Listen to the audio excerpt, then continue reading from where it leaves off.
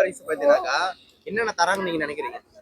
எப்பவும் குடுக்கறது அதுல ஒண்ணுமே இல்ல. முக்காவாசி அவங்களே அடிச்சிடுறாங்க. அதுல பேசுறதுக்கு ஒண்ணுமே இல்ல. இல்ல அதுல மேக்சிமம் என்ன தர போறாங்க? 1 கிலோ அரிசி கொடுக்க போறாங்க. ஒரு கரும்புன்னு சொல்லிட்டு ஒரு முழு கரும்புன்னு சொல்றாங்க. ஆனா அது முழு கரும்பு கிடையாது. ஒரு துண்டு கரும்பு தான் இருக்குது. வெள்ளம் லட்டு மாதிரி.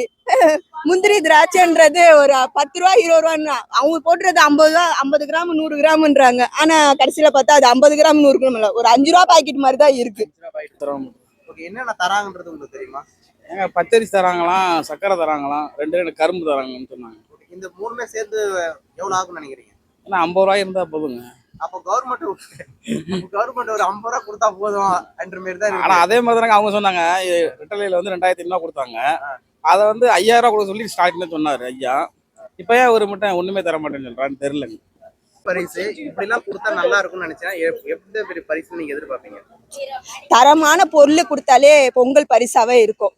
ஒரு கவர்மெண்ட்ல இருந்து ஒரு ஏழைப்பட்ட குடும்பத்துக்காக கொடுக்கற பொருள் வந்து தரமான இருந்ததாலே எனக்கு ரொம்ப சந்தோஷமா தான் இருக்கும். நான் அதை தான் விரும்புவேன். எல்லா மக்களுமே ரொம்ப கஷ்டப்படுறாங்க. ரொம்ப கஷ்டம் படுறாங்க. ஆமா, 2000 ரூபா 2500 ரூபா 1000 ரூபான்னு கொடுத்துட்டு இருந்தாங்க. இப்போ அதுவும் தர ஏமாத்திட்டாங்க. கொடுக்குற அந்த 1 கிலோ அரிசியே தரமா இருக்கணும். கொடுக்குற திங்ஸ் வந்து தரமான இருந்ததாலே போதும். ஒரு பொங்கலுக்கு தேவையான திங்ஸ் அவங்க கொடுக்குறாங்க. ஆனா அதுல எந்தவுமே கரெக்டா இருக்கிறது இல்ல. அதுல பாதிக்கு மேல வர்றதும் கிடையாது. இது எது கொடுக்குறான்னு அட்டவணை மட்டும் கொடுக்குறாங்க. ஆனா அதுல இருக்க மாட்டுது. கரும்பு, வேஷ்டி சட்டை அதெல்லாம் மொத்தமா எவ்வளவு இருக்குன்னு நினைக்கிறீங்க? அது மிஞ்சி பண்ணா ஒரு 500 ரூபா 600 ரூபாக்குள்ளதான் இருக்கும். அதுவே அவங்க கொடுக்கறது அது அவ்வளவு கூட வரதுக்கு வாய்ப்பு கிடையாது. 1000 ரூபாய் கொடுக்கறதுனால யாரெல்லாம் ரொம்ப கஷ்டப்படுவாங்க? இருக்கிறவங்க கஷ்டப்பட மாட்டாங்க, இல்லாதவங்க ரொம்ப கஷ்டப்படுவாங்க. அது இல்லாதவங்க யாரெல்லாம் இருக்காங்க? முக்காசி பேர் இல்லாதவங்க தான். நார்மலா நம்ம கிராமங்கள்ல ஒரு 50 வயசுக்கு மேல இருக்கவங்க தான் ரொம்ப கஷ்டப்படுவாங்க. ஆமாங்க, அதை நம்பிதான் நிறைய பேர் இருப்பாங்க. ரொம்ப பேர் அதை நம்பிதாங்க இருக்காங்க. கிராமத்துல எடுத்துட்டீங்கன்னா ரொம்ப பேர் இந்த 1000 ரூபாய் வச்சு அந்த பொங்கலே ஓட்டிடுவாங்க. அந்த மாதிரிலாம் இருக்கவங்களுக்குலாம் இந்த 1000 ரூபாய் வராமனால அவங்களுக்கு பொங்கல் எப்படி போகும்னு நினைக்கிறீங்க? அவங்க என்னங்க, அது ரொம்ப சிரமம் தாங்க. ரொம்ப சிரமம். ஆமா, ரொம்ப ஒண்ணுமே தெரியல. வேஷ்டி சட்டெல்லாம் தராங்க. ஆனா கிட்டத்தட்ட பாத்தீங்கன்னா ஒரு 50 ரூபாய் கொடுத்துட்டு போயிடலாம். ஒரு ஆளுக்கு 50 ரூபாய் கூட கொடுத்தா கூட அதுதான் அட்லீஸ்ட் அந்த 2 இதெல்லாம் வாங்குவாங்க. கரெக்டுங்களா? ஏன்னா இது யாரும் அதிகமா யூஸ் பண்ண மாட்டாங்க. வேஸ்ட்டுங்க, ஒண்ணுமே இல்ல. இப்ப ஏன்னா கொடுக்க பொருள் கூட பாத்தீங்கன்னாக்கா நல்லா இருக்குங்களா? என்ன சிஎம் ஆயிட்டாரு, அவர்கிட்ட எதனா எதிர்பார்க்கணும்னா என்ன எதிர்பார்ப்பீங்க? நான் மெயினா எதிர்பார்க்கிறது பெண்களோட பாதுகாப்பு எதிர்பார்ப்பேன். முன்னொரு விஷயம் என்னன்னா குழந்தைங்களுக்கு ஒரு பாதுகாப்பு எதிர்பார்ப்பேன்.